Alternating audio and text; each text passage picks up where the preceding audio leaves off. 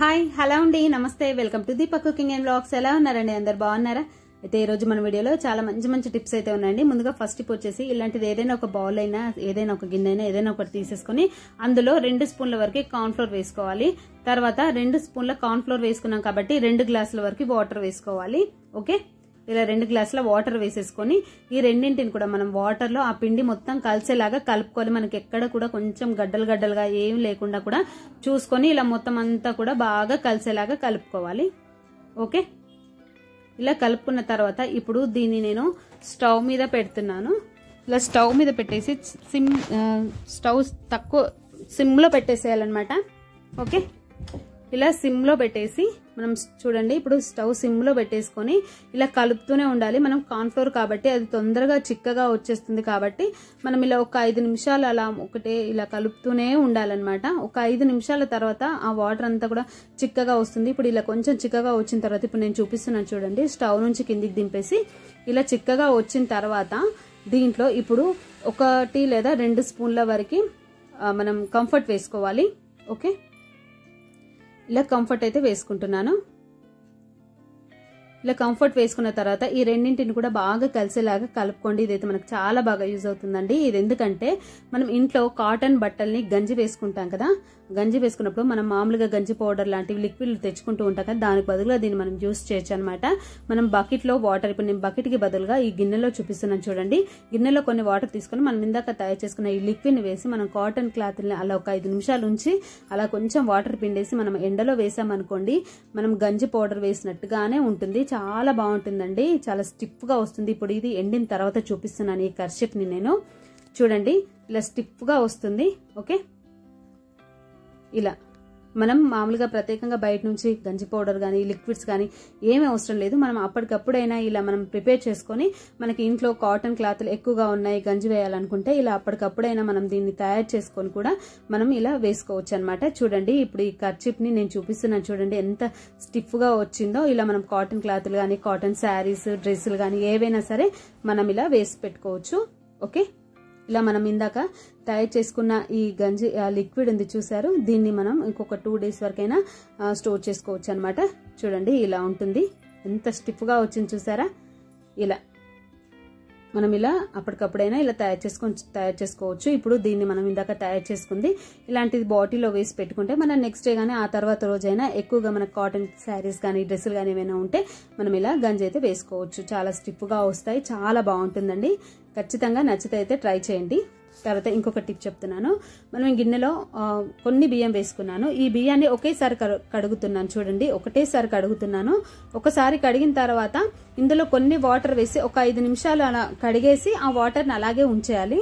Okay, పారబోయకండి. ఇంకా అలా ఉంచిన తర్వాత ఇది కూడా మనకు చాలా బాగా యూజ్ అవుతుందండి. ఇది ఎందుకు యూజ్ అవుతుందో చెప్తాను. దీంట్లో యాపిల్ ముక్క అయినా సరే లేకపోతే యాపిల్ పైన ఈ పొట్టు ఉంటుంది కదా, ఈ పొట్టునైనా సరే తీసుకోవాలి. తీసుకొని ఇప్పుడు ఈ రెండింటిని కూడా మనం ఏదైనా ఒక డబ్బాలో వేసి పెట్టుకోవాలి ఈ వాటర్ని. తర్వాత ఈ యాపిల్ ముక్కలు ఉన్నాయి కదా, ఈ యాపిల్ పొట్టు ఉంది కదా, ఈ రెండింటిని కలిపి ఏదైనా ఒక డబ్బాలో వేసి పెట్టుకోండి. ఆ వాటర్తో సహా బియ్యము వాటర్ 2 కూడా అందులో వేసేసుకోండి.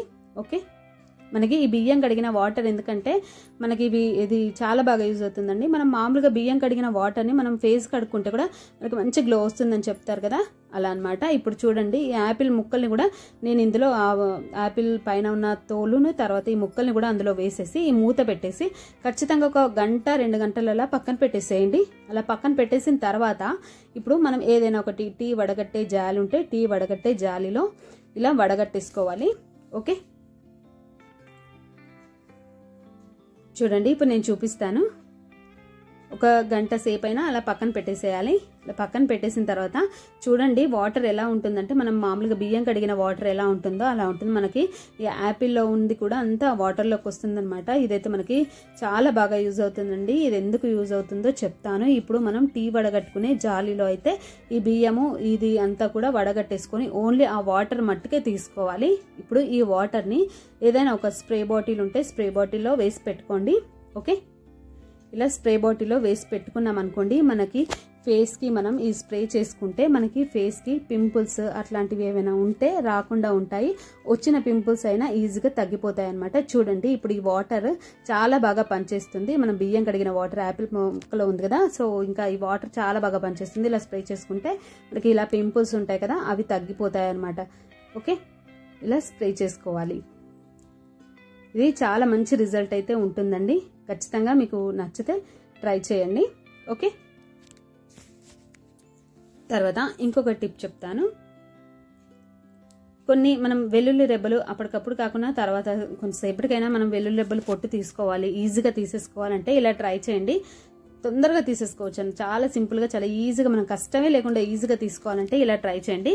ఇలా వెల్లుల్లి రెబ్బలు మనకి ఎన్ని కావాలంటే అన్ని ఇలా కొన్ని తీసుకున్న తర్వాత ఇప్పుడు దీన్ని ఇలాంటిది ఏదైనా ఒక డబ్బాలో అయితే వేసుకొని ఇందులో ఒక 2-3 చుక్కల వరకు అయితే నిమ్మరసం వేసుకోవాలి.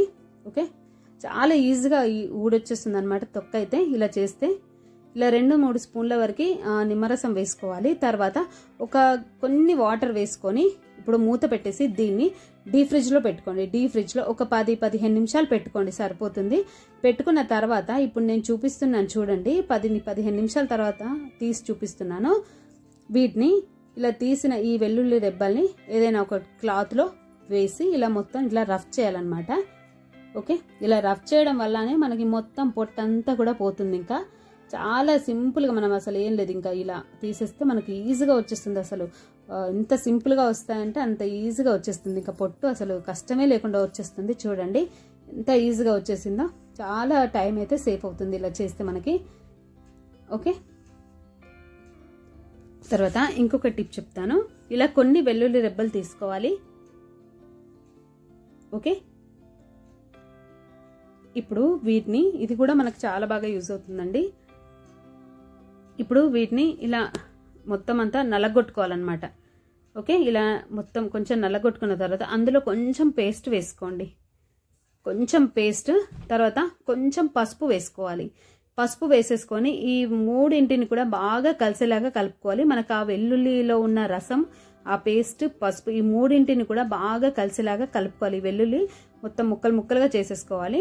ఓకే, ఇలా కలుపుకొని, ఇది ఎందుకంటే మనకి కొంతమందికి ఏంటంటే ఇలా గోర్లు అనేటివి ఇలా వస్తూ ఉంటాయి చూడండి, చాలా తడతడా అంటే నొప్పి వస్తుంటుంది. అలాంటప్పుడు ఈ మనం ఇందాక తయారు చేసుకుంది ఇది ఉంది చూసారా, ఈ వెల్లుల్లి ఇలా మనం గోరికి ఇలా పెట్టేసేయాలన్నమాట. ఇలా పెట్టేయడం వల్ల మనకి ఆ నొప్పి అనేది తగ్గిపోతుంది. ఆ వెల్లుల్లి రసం అనేది లోపలికి, ఆ పసుపు ఇన్ఫెక్షన్ కాకుండా నొప్పి అనేది తగ్గిపోతుంది అనమాట. ఈ పేస్ట్ ఇవన్నీ వేసాం కాబట్టి. ఓకే, ఇలా మనం గోరికి ఇలా పెట్టేసామంటే మనకి ఎక్కడైనా ఇన్ఫెక్షన్ ఉన్న గోరికి పెట్టేస్తే తగ్గిపోతుంది. ఇంతే అండి ఈరోజు వీడియో నచ్చితే లైక్ చేసి ఛానల్ సబ్స్క్రైబ్ చేసుకోండి. Thank you.